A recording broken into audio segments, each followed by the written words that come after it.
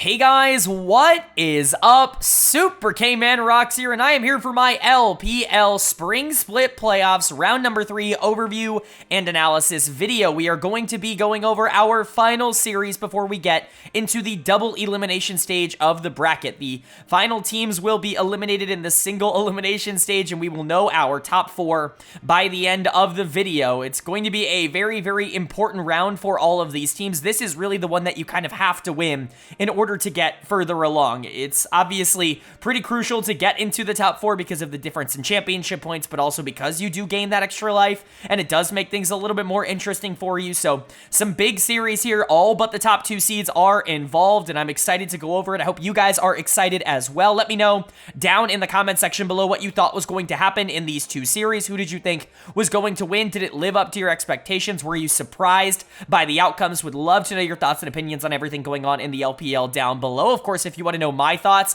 not only on the series that happened in the previous round, but on the playoffs so far, round 1, round 2, both of them, you can check out the videos listed up in the iCard right now. Not only am I going over rounds 1 and 2 in those videos, but of course, at the end of round 2, I previewed the matchups that we are going to be talking about here today. I will quickly give a summary of those previews as we get into each of the series, but generally, if you want a more big overview, I guess, a more long-form overview of what I expect out of these 2 series, then you can check that video out up in the iCard. But today, of course, if you are new here, what we do here is go game by game, talking about the advantages and the disadvantages that each team was able to generate. We're going to be giving a player of the game and a dud of the game for each individual game, and at the end of each series, we will be giving a player of the series to kind of tie everything into a nice, neat little bow. Of course, at the end of the episode, we are also going to quickly preview our round number 4 matchups, essentially our first top 4 matchups, and so I'm very excited to get into that. There are definitely going to be some interesting possibilities depending on who comes out on top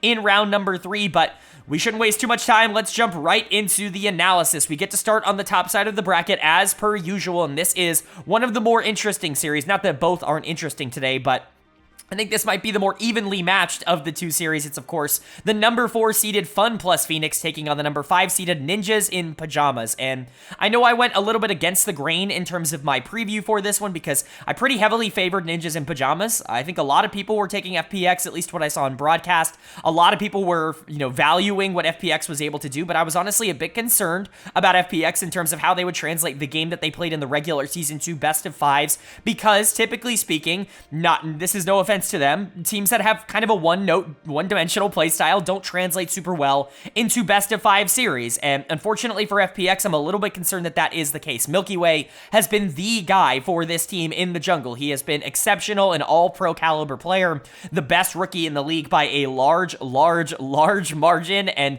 he really has been a hyper carry, and he's gotten them here to the number 4 seed. Of course, you have players like Life that I think also had phenomenal regular seasons. He was also an all-pro for me. Dectum I thought was pretty solid, maybe not perfect, but solid, I would say.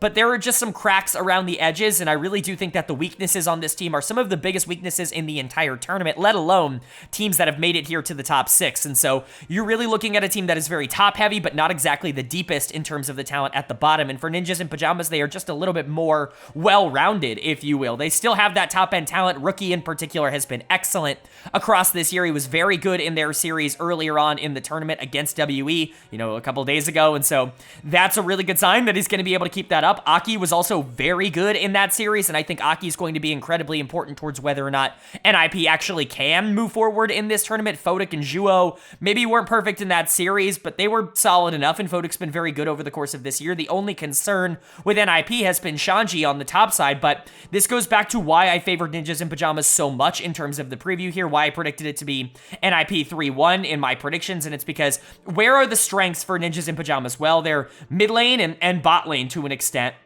Okay, well, where are the weaknesses for FPX? Well, mid lane has been a weakness for this team. Care has not been consistent really in any way, and Dectum and Life are good, but Fodik and Zhuo might actually be better, especially when Life isn't able to get some of these more aggressive team fighters like the Rumble that he's been playing a lot of this year. And then you look at the weaknesses for NIP, well, it's Shanji in the top lane. Really, that's been the only exploitable lane consistently for NIP, and FPX's weakest player on the entire team is in the top lane. Zhao Lao, who's really not the kind of player that can take advantage of that weakness, and so I just really don't like the matchup. I think Milky Way has the potential potential to just take over some games, and that's why I made it 3-1, because I think there's going to be at least one game in this series that Milky Way wins, but I wouldn't expect FPX to actually be able to keep up with Ninjas and Pyjamas, who's just a more well-rounded team overall. Although I would love to be proven wrong. I doubted them a ton in the regular season, and clearly they proved me wrong there with them becoming the number 4 seed, so maybe I'm wrong. Maybe this team can come out firing. Maybe Milky Way is just going to be by far the best player in this series, and they're going to walk away with some dominant wins, but the only way to find out is to go game by game, and of course, going game by game means we get to start with game number 1, and the winner of game number 1 was Ninjas in Pyjamas. They are going to take the first game of this series. They're going to go up 1-0, and they dominated this game. This was very clean, very, very simple for them. They went for a very, I would say, aggressive comp. You've got the Nocturne and the Tristana and the Ahri and even the Rakan and the Renekton all kind of wanting to dive onto the backline in these front-to-back fights, which makes it even more concerning that you took Twitch so early on into the draft. Now, all of a sudden, you don't really have this AD carry that can be super protected. I know the Tahm Kench is going to help out with that at least a little bit, but, you know, the Twitch, we'll talk about it. I do not think it was particularly valuable, but I think NIP just really won across the map. They were able to generate some quick early pressure. It really just took one fight in the mid-game to spiral this game out of control. Once Rookie started getting a ton of gold, he was super, super oppressive to try and play into. Again, we talk about it all the time with like the best Ahri players. By the way, Rookie is player of the game here for game number 1. This was not up for debate. He was amazing in this game, but we talk about this all the time with Ahri players at the top level. It's very interesting to watch the best players in the world play Ahri versus everybody else, because everybody else makes this champion look good. Like, she's very mobile, she has a good amount of CC, a good amount of damage, just very versatile, can be aggressive, can roam around and make plays with the mid laner, or can focus on the lane. Just a very like all around, you know, jack of all trades kind of champion. But then you see like the best players in the world play Ahri. You see Rookie play Ahri here, and he's doing the most damage in the game. You know, those charms are point and click. He can't miss them. He's constantly in the right position. He's everywhere on the map in every single fight. It's just a huge difference to watch somebody who is aware of how they need to play Ahri at a fast-paced level versus just kind of a good Ahri player. And Rookie was excellent in this game. One of the biggest concerns I had for FPX going into this series was that I thought mid lane was going to be a pretty massive gap with how these two have played over the course of this year. Rookie has been one of the, at worst, I would say, 3 best mid laners in the LPL, and Care has not been that. He has been probably one of the bottom 5 mid laners in the LPL in terms of the performances he's actually put out across this year, and that's coming from someone who is a Care fan going into the year. I just do not think his individual performances have been particularly good, and the concern was that Rookie was just going to abuse him in terms of the push and the pressure, and he was going to generate a lot of prio in the middle of the map, which, as you guys know if you follow the channel, is, in my opinion, the most important part of the game right now in the way the meta works. Well, that's exactly what happened in game number 1. Rookie absolutely brutalized Care on something that was just more aggressive, that he could have more agency on. He did a great job on it. Obviously, the damage was still there, but you got to give him credit for that. Now, Photic and Juo were also very good. I don't really understand why you go Twitch in a playoff series like this. Maybe Dectum has some sort of secret tech that we don't know about, but it really did not end up working. Twitch has been almost non-existent in the meta across this entire year up until this point. I think we've maybe seen it once or twice in the LPL, but outside of that, it's really not even been a off-meta pick. Like, it's really not even been relevant in any way, shape, or form into any of these games, and so to see it come out in a playoff series, in a best of 5, that's shocking to me, and it did not work out. Just way too slow. I understand hyper carries are strong right now. Things like Smolder and Zeri and Jinx, they're getting a lot of play because they do give you this reliability in the late game, and Twitch, I guess, kind of gives you that inevitability, if you will, but his early game is so much weaker than those other champions that I'm honestly shocked they went in that direction. Zeri and Jinx were banned out. They took the Twitch early on in the draft. I'm really not sure why you wouldn't just go Zeri in this draft if you wanted something like that, or alternatively, if you want something that can be more of an assassin, more of an aggressive pick, go Kai'Sa or go Lucian or go something like that I think could fill that void and that role in a much more consistent manner. I just don't really like the Twitch here, and I think they paid for it. But Photic and Juo did a good job capitalizing on it. I like Tristana bot. I know it's really popular in the mid lane right now, rightfully so. I think it's probably the best mid laner in the game, but it's still very good bot lane, and Rakan is obviously the best support in the game at the moment, at least in terms of results. Nocturne ended up working out. You do need to hit level 6 against Xin Zhao, and that can be sometimes a bit of a problem in the isolated matchup, but I think Aki did a good job of keeping his cool, and Shanji was definitely fine on the top side for a quote-unquote weak link. This was just a very dominant game from NIP. They won across the board, and FPX kind of lost across the board. Again, I don't really love this weird meshing of styles. You've got Xin Zhao, who does want to skirmish a lot in the early game. He wants to try to take these 3v3s, especially around Grubs and around like first or second Dragon. But then you have Azir and you've got Twitch, and neither of these champions can really assist in that play style. So you end up with this situation where Milky Way wants to play fast and aggressive, but he doesn't really have any help to get there. So he actually can't make any of the plays that would make his champion relevant in this game. And not only that, but the rest of your laners ended up losing. And that's always going to be at least a hard thing to overcome. Kair's going to get dead of the game in the mid lane. It was just a massive mid gap here in game one. Rookie was everywhere, creating a lot of panic, a lot of havoc, and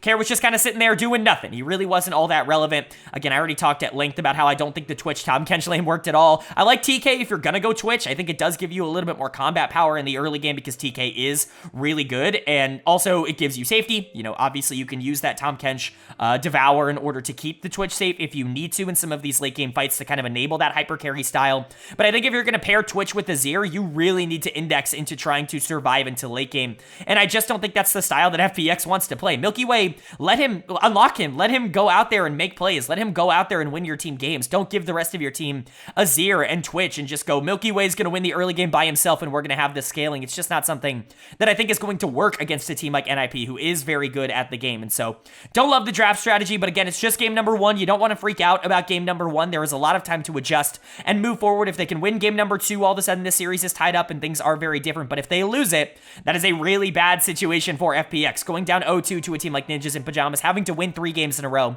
is not an easy task against anybody, but NIP is a genuinely good team with a lot of, I would say, advantages over a team like FPX. And so big game number 2 here. If NIP is able to win it, that's going to be very dangerous for this series. But is that going to happen?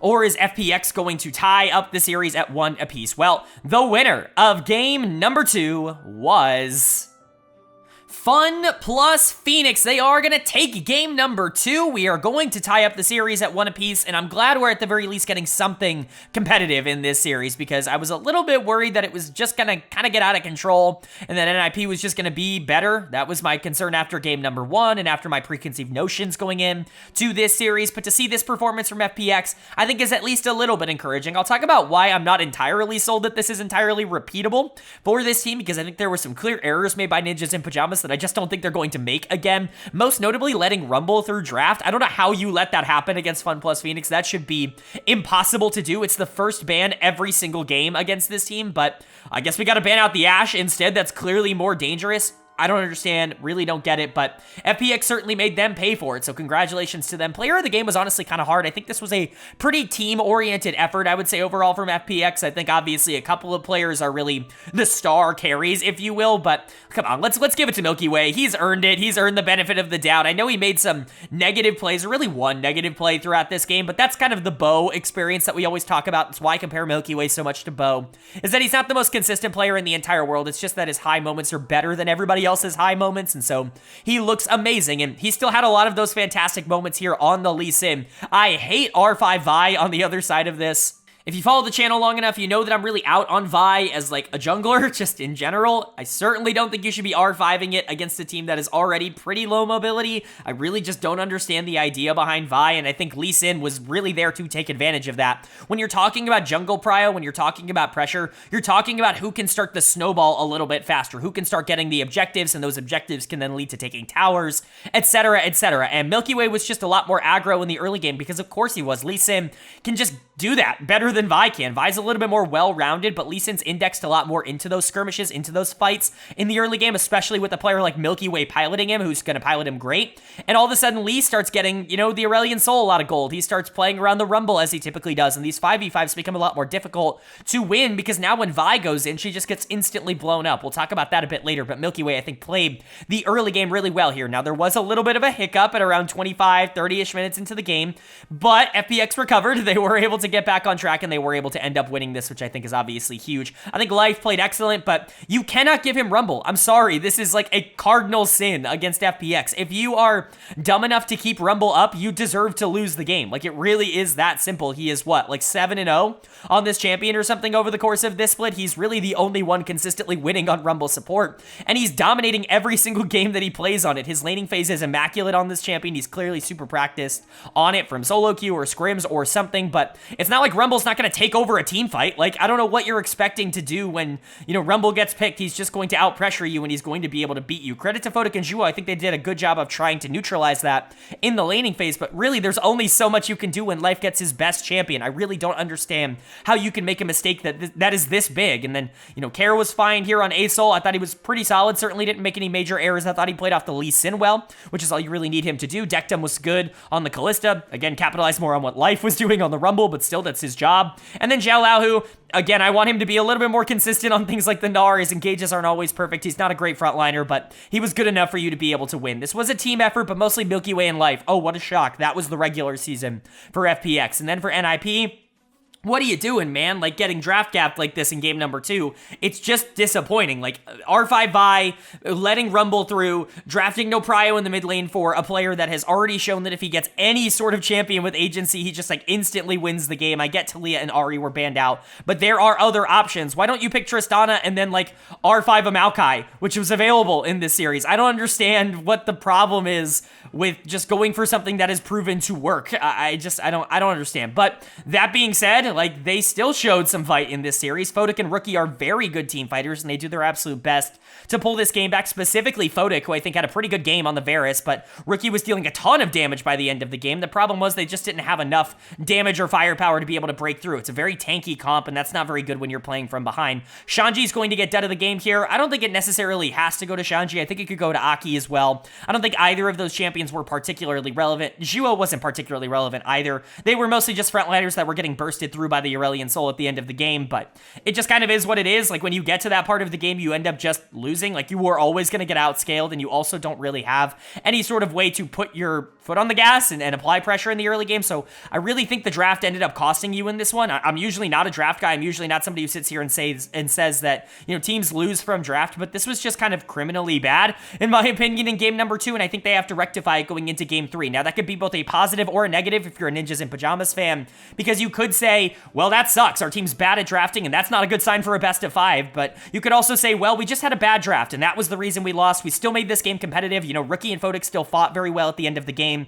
There is reason to believe that with a good draft that we're just going to win every single game, and so a couple of ways to look at it, but we go now into game number 3. I always talk about how game 3 is the most important when you are tied at 1 apiece, because establishing that momentum, not having to win both of the final 2 games, it's just a big mental weight off of your shoulders. It puts a lot of pressure on the other team, so this is a big game for both of them. Can FPX rebound off of this game number 2, really continue the momentum, or is NIP going to fix their draft and get back into the driver's seat? Well, the winner of game number 3 was Ninjas in Pyjamas. They are going to take game number 3. They are going to retake control of this series 2-1. And honestly, FunPlus Phoenix kind of did the work for them. I still don't love their draft. I think you're still giving over way too much prio. You're indexing way too much into the late game, and you're really not giving anybody on your team a lane to play for. No urgency, I would say, in terms of this draft, outside of potentially the Nocturne if things go well in the early game. However, for FPX, they also went for a relatively passive draft. I think the Lee Sin could have been a bit of a problem this game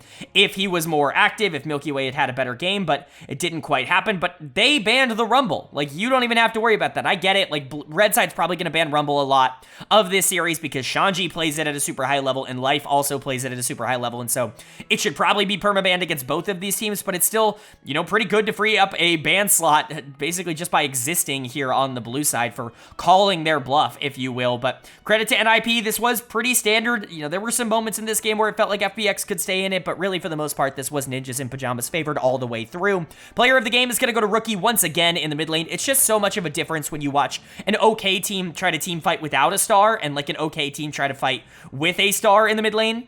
Like, you have pressure on FPX's side. Like, Lee Sin can do things, Alistar can do things, Xiao Lao, who had some gold in this game, but it just never mattered. The Aurelion Sol was always going to be the most important piece in these team fights, not because it's Aurelion Sol, but because it's being piloted by Rookie, who's always going to be in the right spot, who's always going to be putting himself in the best position to deal a ridiculous amount of damage. It just was a great game from Rookie. I thought he played excellently. I also want to give a big shout out to Juwo, who I thought was really good in this game number 3. I think he did a great job of making sure that he was on priority targets consistently. consistently. You can look at this comp and you can see a lack of peel, but oftentimes he was balancing, I think, peel and engage very well throughout this game, and it's something that I think he is relatively good at. I've talked about this a lot. I don't think Zhuo is some bad player. I even going into the year, last year, I thought Zhuo was fine. I think he's like the definition of an average, like replacement level starting support at the LPL level. He's not going to be exceptional, but he's not really going to be a disaster either. I compare him a lot to players like Chocho further down in the, LPL standings. Maybe he doesn't deserve to be on a team that's in the top 4, but he's certainly not a disaster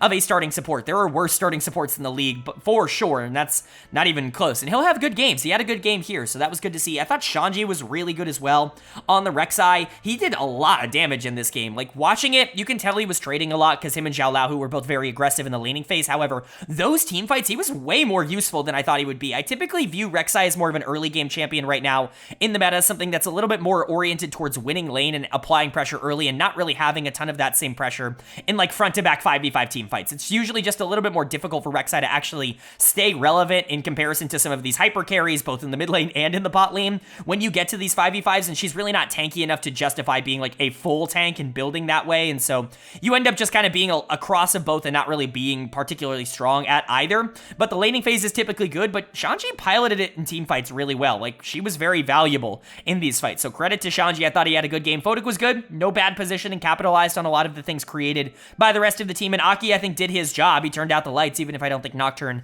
individually did a whole ton this game. It was just pretty solid from NIP. Nothing too extraordinary, just a team that is a little bit better in terms of skill, executing on their comp a little bit better. But like I said, I still want to see more agency out of their drafts. But for FPX on the other side, you just don't feel like a team that's actually going to be able to compete unless you get like the real comfort stuff, even with Lee Sin in the jungle, who theoretically should be the most active, champion in the entire game in terms of how it's played early. He really didn't do a whole ton. He couldn't really do a whole ton because his lanes were losing. Milky Way really didn't have any prio on the map to be able to work with. Kara's going to get dead of the game in the mid lane. He is getting mega outclassed by Rookie in this series. And again, I don't want to just point back to my analysis because, you want to point to what's actually happening in the game, but the preview was pretty accurate. Rookie is gapping Kara in almost every single aspect. Even in their win, it's not like Kara did a whole ton to really separate himself in that game, and every single time he's had to just isolated 1v1 when his jungler's not just running the map, he's just not been able to keep up with Rookie. They're not even remotely on the same tier of player, and so that's a bit of a problem when you're losing mid lane every single game.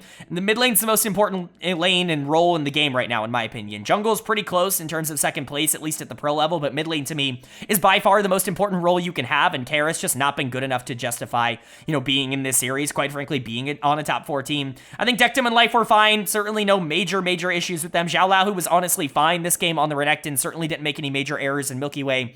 Maybe you wanted to see a little bit more aggressiveness from him, but again, it's really hard to do a ton when the rest of your lanes are losing pressure, not exactly generating a ton of resources for you to play with, and you're really not able to go out there and skirmish. But this game just got out of control very quickly, and that's really not what you wanted to see. For FPX, though, you are now on season point. This is your first series in the playoffs, and you certainly don't want to go down in 4 games. That would be kind of a disaster, but for NIP, they were favorites for me going into the series for a reason. It does feel like they are the better team, at least through the first 3 games, and if they're going to continue that in game 4, that's going to be big for them. I know a lot of people doubted that this team could make top 4, but I had them in top 4 for not only my full bracket prediction, but for a lot of the regular season in terms of my power rankings as well. Let's go ahead and see if they live up to that, or if FPX can bring us to a Silver Scrapes game number 5, because the winner of game number 4 was Ninjas in Pyjamas. They are going to take game number 4. This series will be closed out in 4 games, and NIP have officially qualified for the top 4 in the LPL. They are making the double elimination stage, and you just got to give a congratulations to them. I know a lot of people doubted them. I was certainly a defender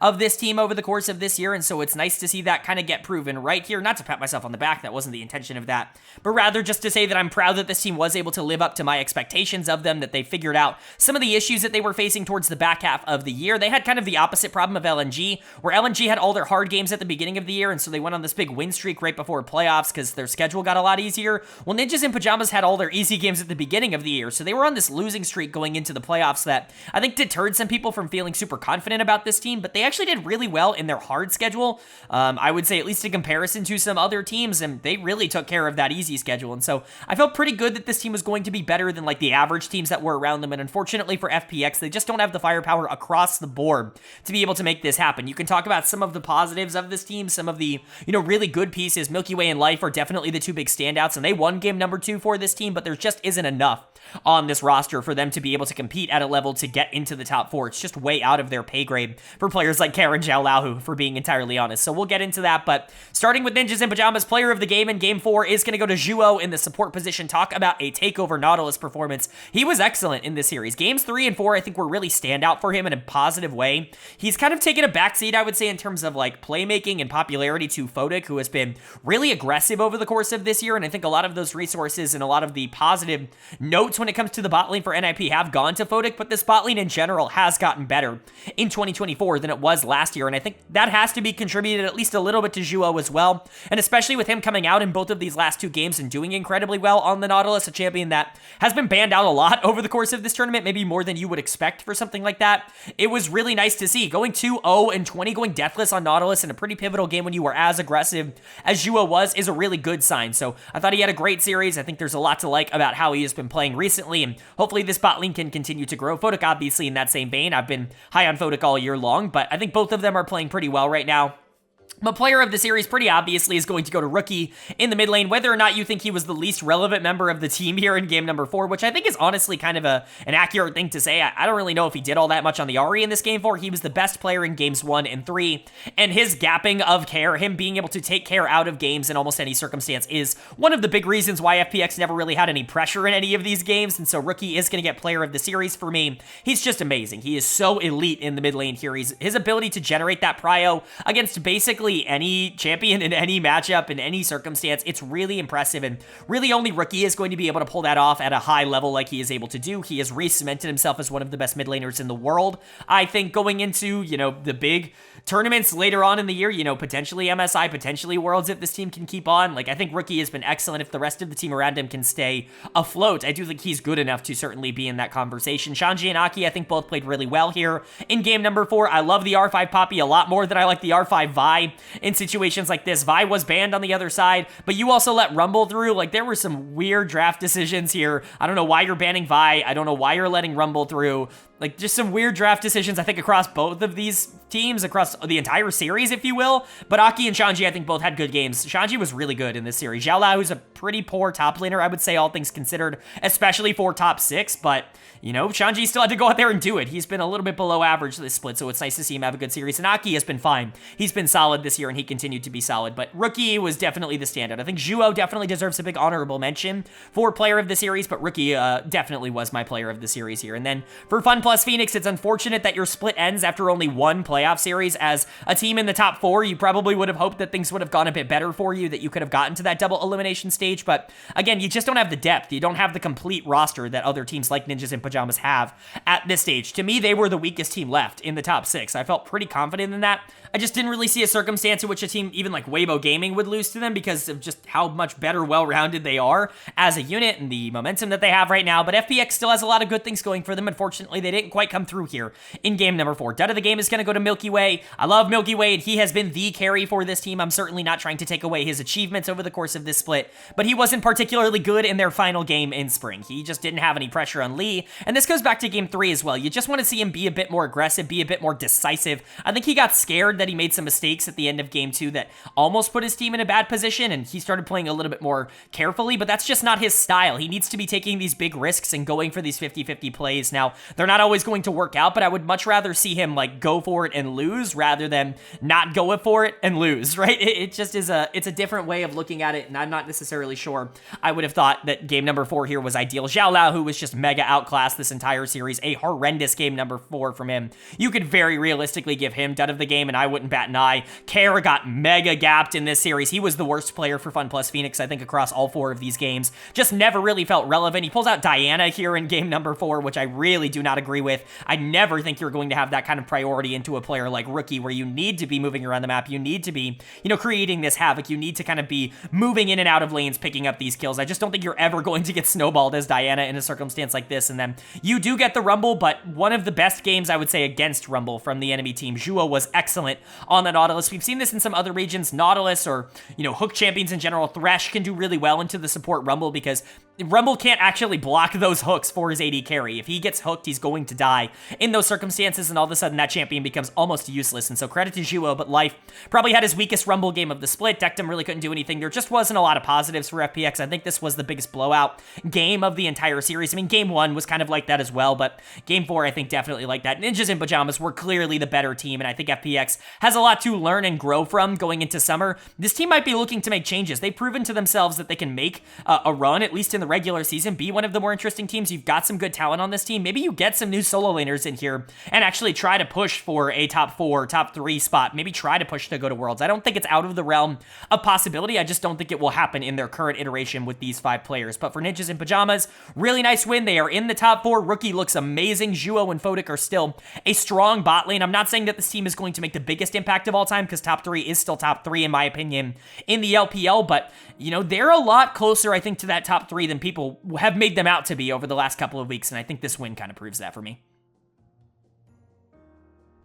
But then moving on now to our second series of round number 3. We know one of our teams that's going to be moving on into the top 4. Who will be the final team to move on into the top 4 here? Will it be the number 3 seeded JD Gaming or the number 7 seeded Weibo Gaming?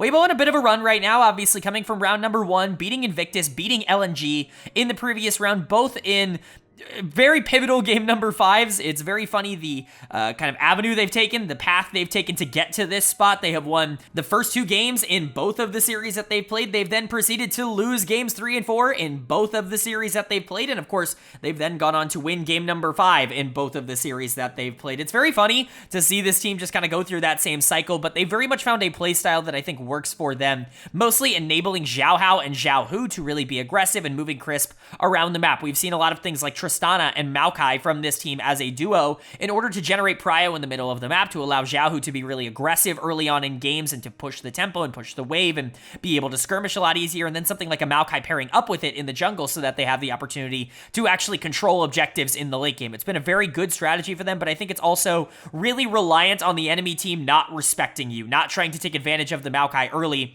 That could definitely be something that we see become a bit of a problem with a team like JDG, where their jungler is their best player in their current form, and so it'll definitely be interesting to see. But, you know, from a talent perspective, there is a very clear favorite in this one, and that would be JD Gaming. Now, there are some reasons to maybe be a bit concerned for JDG. First of all, they are a bit cursed against Weibo Gaming, or at least they have been over the past year and a half. They have not beaten Weibo since, like, 2022. It is very weird, at least in a best of series. They lost in both of the regular seasons last year, never had to play them in the playoffs, and then, of course, Weibo got further at Worlds with their whatever magic they had left, and then in the they beat them again in the regular season this year, even with everything going wrong for Weibo. JDG was significantly more inconsistent in a lot of those games, and so now you're sitting here in a playoff series thinking maybe Weibo just has JDG's number. Maybe Light and Crisp just have the number of Ruler and Missing, because that bot lane matchup has pretty much always been in favor of Light, which is very weird to say, because Ruler's definitely the better player.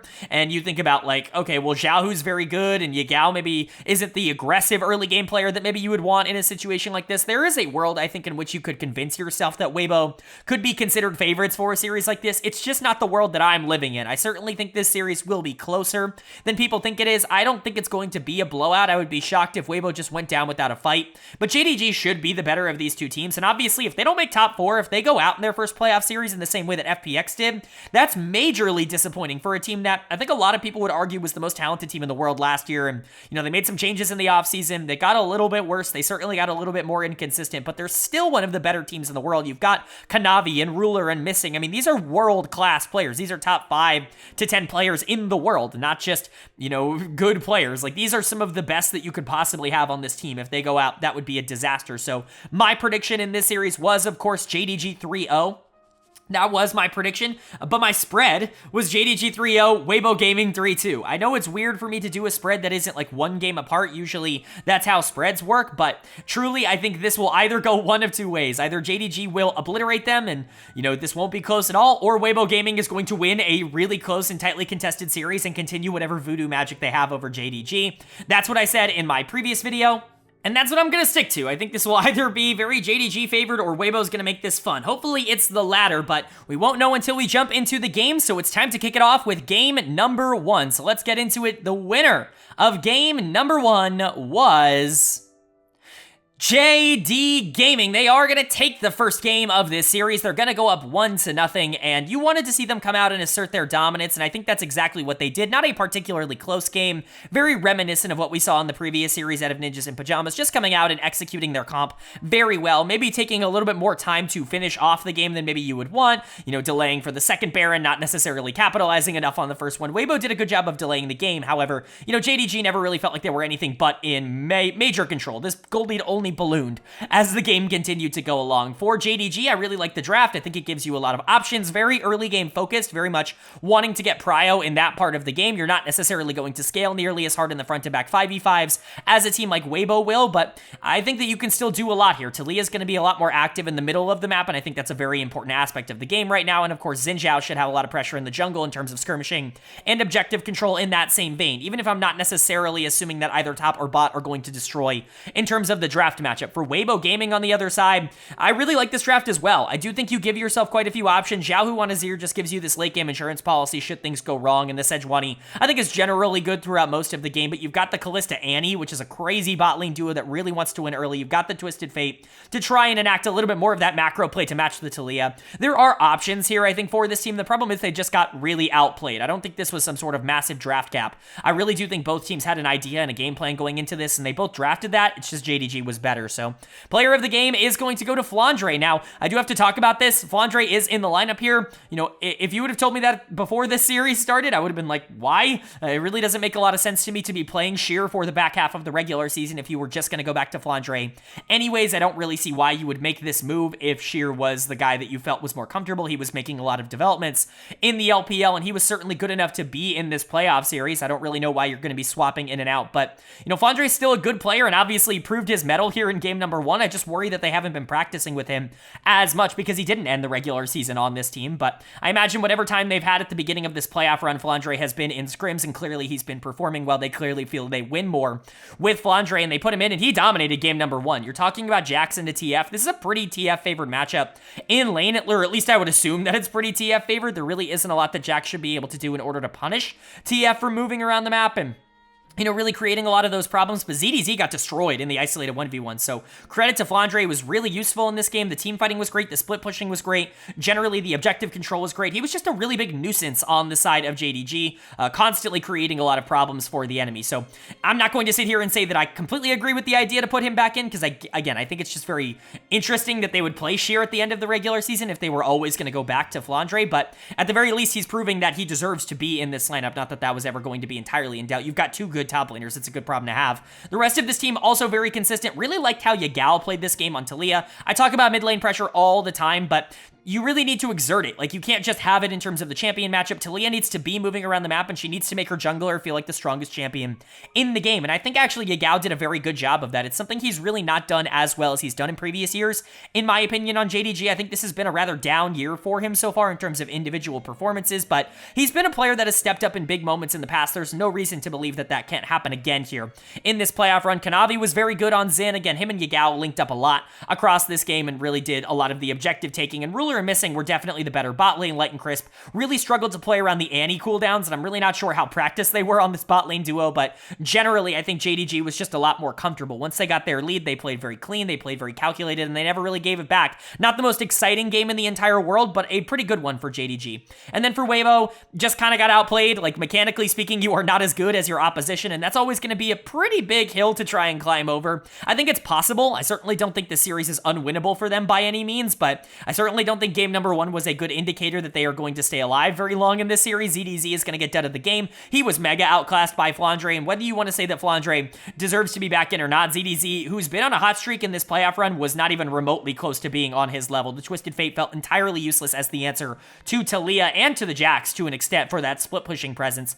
ZDZ just never felt like he was ever going to be in the game. Like, he couldn't cover wave because he was just going to get dove under tower and die. He was just never useful. You could say the same thing about basically everybody else on this team. Xiaohu was not nearly as relevant as Yagao because he couldn't move around the map, he couldn't play that macro game, and all of a sudden their game plan starts to fall apart. Sejuani never really got online, even if I don't think Xiao Hao played it individually all that bad. And Light and Crisp just lost in the bot lane 2v2 as Kalista Annie, which is not really what you want to see, certainly not what you would be drafting that bot lane to do, is not have any sort of CS lead by the time you hit 15 minutes, but credit to JDG, there really isn't a lot of analysis I can give. They just executed their game plan and Weibo just kind of slowly died. This game maybe, again, took a little longer to finish than you would want, but there's really not a lot of other analysis that I can give. Weibo needs to bounce back in game 2, though. Going down 2-0 to JDG would be a death sentence. I talked about how I wanted to see this series go to 5 games. You know, a team like Weibo, they're never out. Like, they can win any game, and they can win 3 games in a row against anybody in the world. I truly believe that, especially because of how weird their playoff run has been up until this point. It would be pretty poetic and apropos for that to be the case, but going down 2-0 would be, at the very least, a mental disadvantage for you. And then for JDG, you look very strong, you look very confident here in game 1. Let's carry that into game number 2. You don't want this series to be close. You want it to be a blowout. You want to take everything away from Weibo, and you want to prove that you should have been in the top 3 all along. So what's going to happen in game 2? Well, the winner of game number 2 was JD Gaming. They are going to take game number 2, and we've got a 2-0 series on our hands. This is a position that Weibo is familiar with, just maybe not being on this side of the 2-0, as this is the first time, obviously, they've lost both game 1 and game 2 in a series this year, but JDG just looks unstoppable. This team is so consistent. While there were some interesting moments, this game was relatively close up until about the 20-minute mark. It just blew itself wide open, and really a lot of that has to be contributed to all 5 members of JDG, who I think are all playing excellently right now. But truly, what a 5-head decision to put Flandre back into this lineup, because he is massacring ZDZ in this. I'm not sure if Sheer would have done the same thing. I mean, ZDZ can be pretty inconsistent. I'm not trying to sit here and take anything away from Flandre. I just, you know, both of them are very good players, but clearly putting Flandre in was not the wrong decision. That cannot be, that's not a statement that you can make. This top lane matchup has not even been remotely close. This has truly been a massacre from the side of JDG. He is going to get player of the game once again here in game number 2. Rek'Sai's really an interesting champion for me. I think she's relatively balanced at the pro level, because there are going to be circumstances in which she can do a ridiculous amount of damage and she can actually be this like crazy fighter carry. But at the same time, there are going to be circumstances in which her damage really isn't all that high if she's not winning early in the late game. And, you know, she isn't particularly useful outside of that. I mean, she's got a little bit of CC, but it's not enough to really justify picking her over other top laners, over other options like Cassante on the other side of this matchup that they get on R5. And so, you know, I do think Rek'Sai's in a relatively okay and good spot, and Flandre made her look broken in this one. So credit to him. He's just destroying ZDZ. Like I said, this really has not been a particularly close 1v1 matchup up on the top side of the map. Flandre has just been running it for now. The rest of this team also, for sure, did their jobs. I really like how Yagao has been playing this series. I really have not been a fan of him on JDG this year. I was a little bit lower, I would say, like generally lower than him on Bilibili last year, because I thought when you look at that BLG team, he was the one that was not standing out to me as like winning lane consistently, and that's kind of the bar that they set. Not that that was his role, like he's obviously more of a facilitator, he's not somebody who needs to carry games. I'm not expecting him to carry games, but what I am expecting him to be is like 2022 Yagao, which is the player that was constantly shoving, roaming, and making his jungler better every single game. He was a top 10 player in the world in 2022, and I just don't know if he's gotten back to those heights in terms of the playstyle that he has offered. Trust me, I'm not just saying this because he is a lower resource mid laner. I'm saying this because I don't think he's necessarily playing the lower resource style as well as he had been in years past. Kanavi, though, definitely still feeling good. This feels like 2023 Kanavi. It's almost an identical split to how he played in summer of last year in terms of the execution of the plays that he is pulling off. He's just been essential to how this team plays their early games. I love him on champions like Lee Sin. Give him some agency, give him something where his perfect pathing and his immaculate early games, quite frankly, can really shine. Lee Sin's one of those champions that just breaks the game if you are super ahead, and especially going into something like Xin Zhao. It's just really hard to be able to deal with that, right? It's really hard to be able to match a Lee Sin, even on a champion like Xin, in the early game if the Lee is just popping off. I think Ruler and Missing played great, specifically Missing. Ruler didn't really have to do anything this game. Well, I don't want to say it was like a non-factor, but like Ruler didn't exist on the Lucian. He really wasn't even here. But Missing was great. He was a lot more active on the map, doing a lot more. I just want to give credit to the top side of JDG. I think Flandre, Kanavi, and Yagao were excellent. Missing was also very good, but JDG just looks so clear of Weibo when it comes to the talent level of these two teams. We talked about the two outcomes. It very much feels like we're getting the former, the 3-0, a lot more likely than we are getting kind of the 3-2, very close Weibo competitive series. This does not feel like the Weibo matchups that we've gotten against JDG in the regular season. This feels like JDG trying to make a statement, trying to make a point, and that point, to me, at the very least has been made here. But for Weibo on the other side, some clear issues, I would say. Again, it's really hard to pinpoint one player playing awful because I really do think they're just getting out-tempoed in the early game. They just don't have the same kind of map awareness or macro that JDG have. And so when you get to this part of the game where it's 20 minutes, the gold is relatively even. JDG is going to win those fights every single time because of the micro advantages that they've been able to get for themselves. Even with Weibo getting a lot of the dragons in the early game, it just didn't really matter. You were never going to be in a spot to actually win this. That adding on to the fact that these players just aren't as good as the players on the other side. I know it's kind of counterintuitive to say this, but I say this a lot on the channel. I do think that if you're the better team, it actually benefits you to stay neutral going into the late game because 5v5s have become more about skill execution than they were in previous years. Then it is just like gold difference. I do think there are a lot of ways to take good fights in the late game, even if you are behind. And I think, unfortunately for Weibo, they went into the late game relatively even and just got smacked around in the 5v5s. And that's okay. I mean, giving over dead of the game is kind of difficult because I don't think anybody played great. I don't think anybody played horrible on the side of Weibo. I'm going to give it to ZDZ. I really do think that the K'Sante just needed to be more relevant. There was a lot of skirmishing on the top side, but the Rek'Sai was almost always getting the better of it, and Flandre was way more useful in a lot of the team fights. Again, just not what you want to see from, you know, a top laner that has been pretty hot in the playoffs. Xiao Hao didn't have the same kind of pressure in the early game that Kanavi did, but that's a pretty high bar to try and match. Crisp was way too over-aggressive, but man, he was also doing a ridiculous amount of damage in these fights. I think he led the entire team in damage, and it showed in this game. Xiaohu was just out-roamed. Like, that can't happen on Taliyah. I very narrowly gave dead of the game to Xiaohu, but I think he was involved in too many positive plays for me to really consider him the biggest negative. I just think he also had kind of the biggest negatives over the course of the game, even if he also balanced that out with quite a few good things.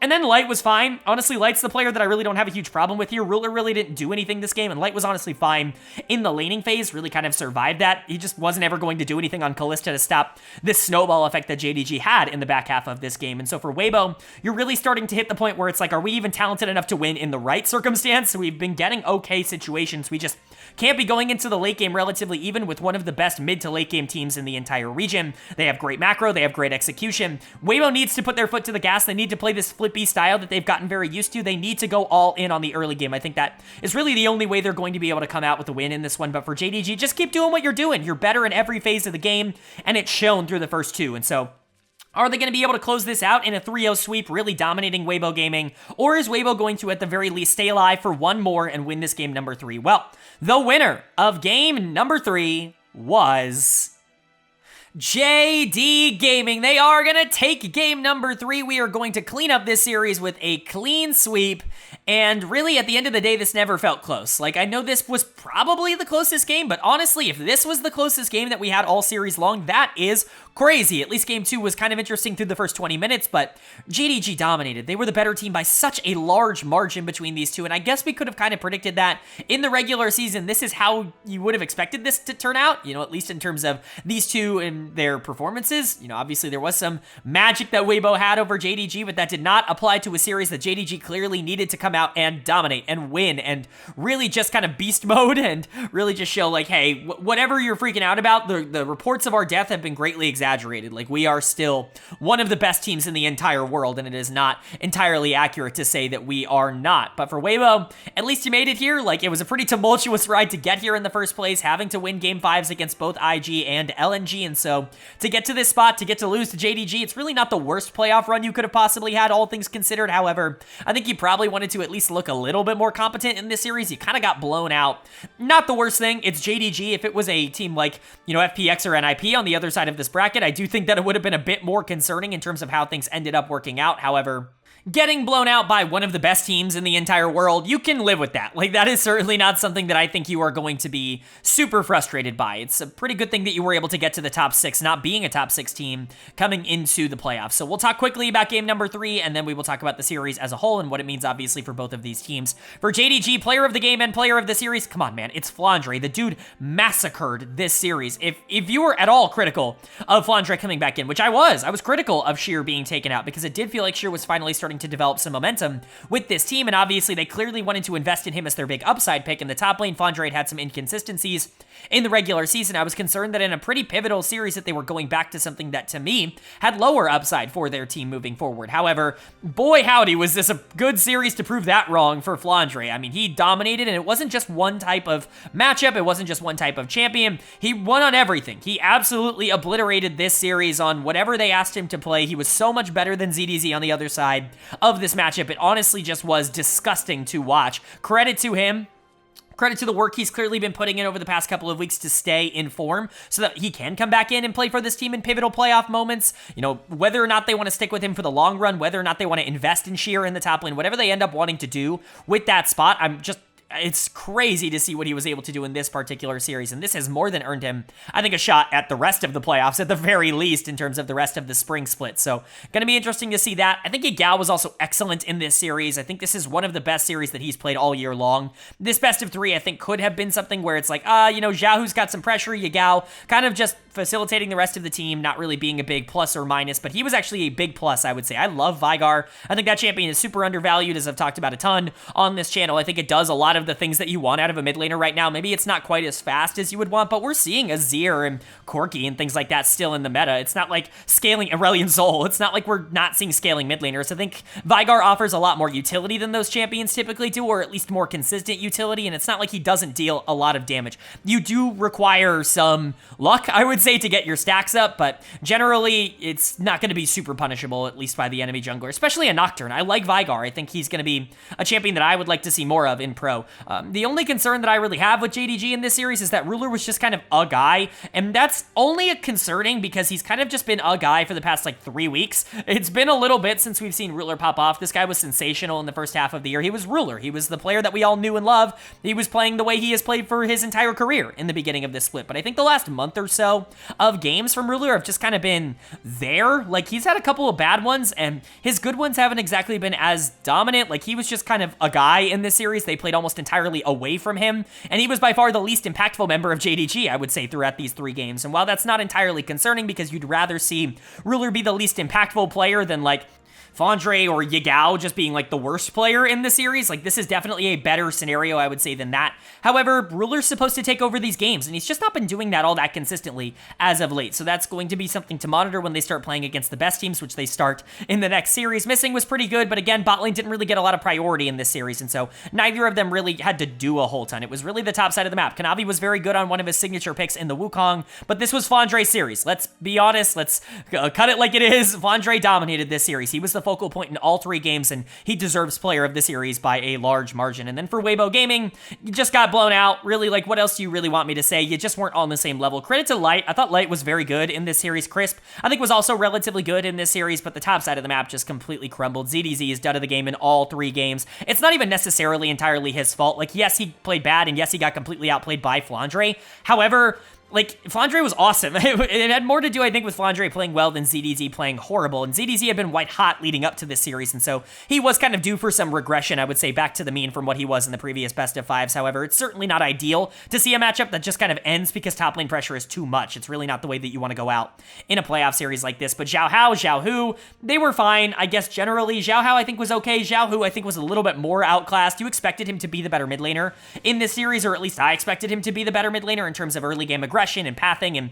you know, how they wanted to play the game. But JDG banning out the Maokai Tristana all 3 games, and clearly that was, like, super detrimental towards Weibo and the game strategy and the game plan that they wanted going into this series and that they were coming out of the previous series with. I think forcing them onto things like Nocturne Talia, it's just not going to be nearly as consistent, and clearly that ended up being the case. Kanavi and Yagao, especially as a duo, were definitely better. Like I said, props to Light and Crisp. I think they were relatively good in this game, or in this series in general. I don't think they were the problem for Weibo, but this team just was never going to have enough firepower to get over the top, even with whatever weird voodoo they ended up having. So it was a 3-0 sweep. I doubt this team makes changes going into the offseason. I think, if anything, ZDZ might be a candidate for replacement, but honestly, he was good enough in this playoff run that I think you let it ride for the summer split. But JDG moving into the top 4, they're going to be taking on a much tougher opponent in the next round, which we'll obviously preview in just a minute, but congratulations to this team. There were some concerns about whether or not they were going to underperform in the playoffs because they really hadn't been consistent at all in the regular season. If you had any of those concerns, they should probably be gone after how this series ended up going, though.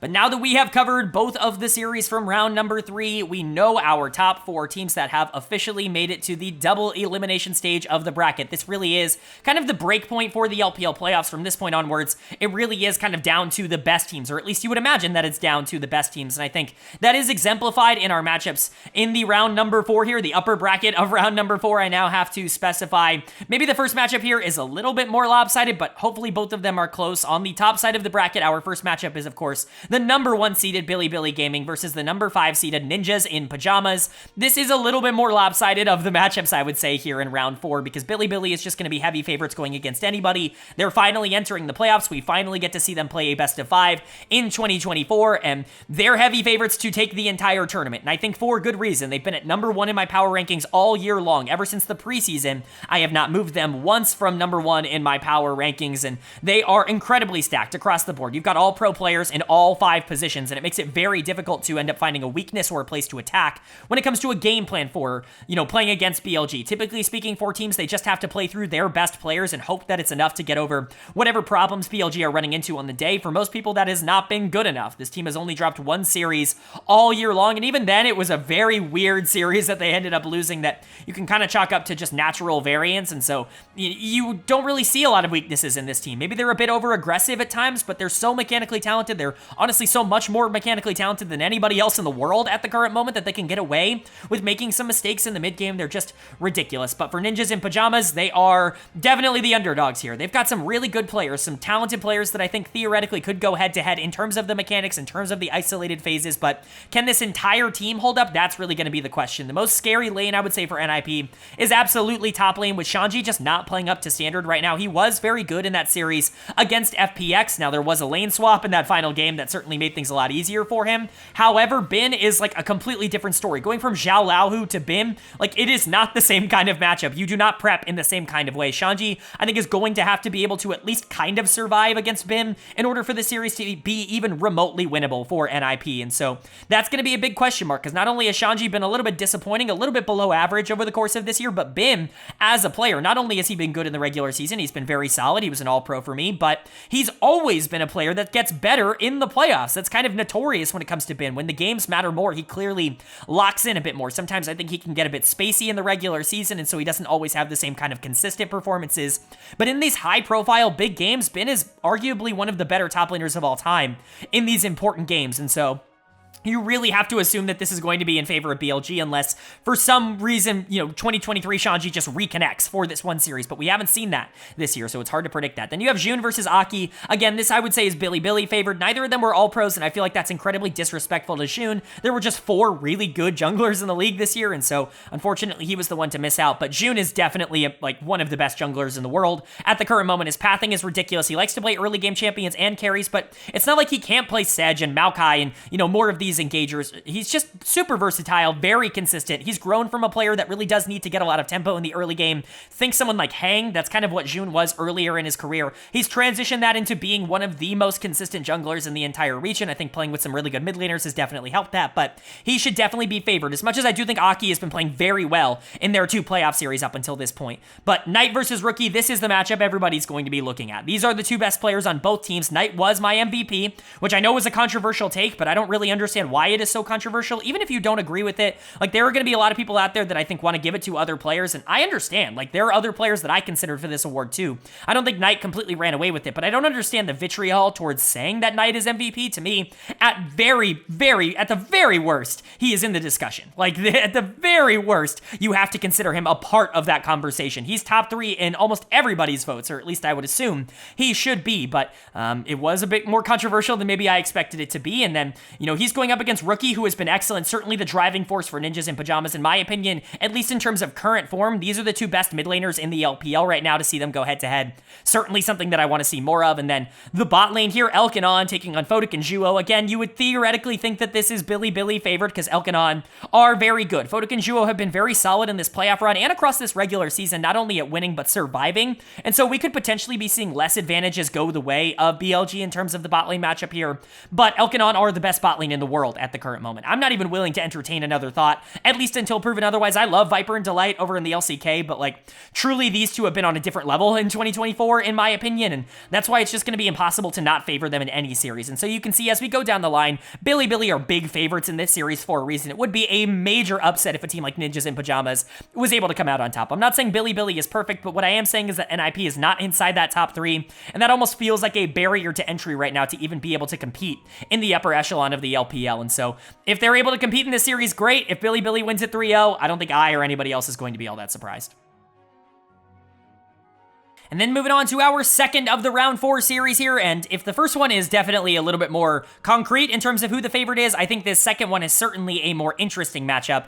It's the number 2 seeded Top Esports taking on the number 3 seeded JD Gaming, and these two teams are in very intriguing spots when in comparison to each other, because I think there are certainly advantages and disadvantages to favoring either team. I think Top Esports is a team that is very talented in their specific areas, but do have some question marks, do have some holes, and the same thing can be said for JD Gaming. And ironically enough, I think a lot of their concerns are in similar places, maybe not exactly the same places, but certainly in similar places. But for the most part, across the board, these are both incredibly talented teams where you would expect both of them to at least put up a fight in this series. So we'll go ahead and quickly talk about these lane by lane matchups where I think each team has their advantage. Starting in the top lane, of course, it's 369 versus Flandre. I presume Flandre is going to stay in after this dominant performance that he had in the previous series. And, you know, if Flandre plays like that, this becomes a lot more interesting of a conversation, because in the regular season, just coming off of that, I would have told you that 369 had a major advantage in this matchup. 369 was clearly the best top laner in the LPL in the regular season, and in my opinion was one of the best players in the entire league, was certainly like top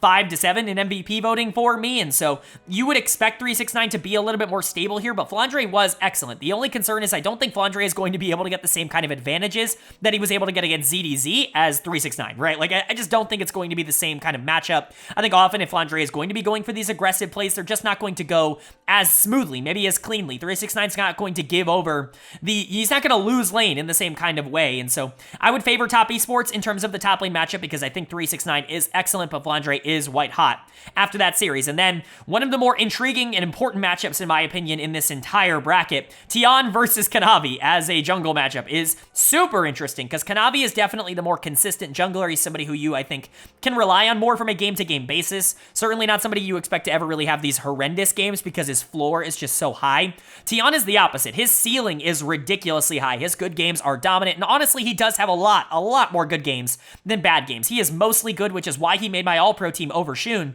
because I do think he was incredibly important towards TES this year. However, his floor is lower than someone like Kanavi's, and so this becomes a very important matchup for Tian to at the very least stay relevant in. I'm not asking him to obliterate Kanavi. I'm not asking him to make this jungle matchup irrelevant for JD Gaming. What I'm asking for him is to just try and match what Kanavi can output. If he can do that, that really opens up the door to Top Esports, and in my opinion, that is what will get Top Esports to win this series, if Tian has a good series. Then the mid lane matchup, one of the least consequential ones, if not the least consequential one in my opinion, in this matchup, you got Cream versus Yagao.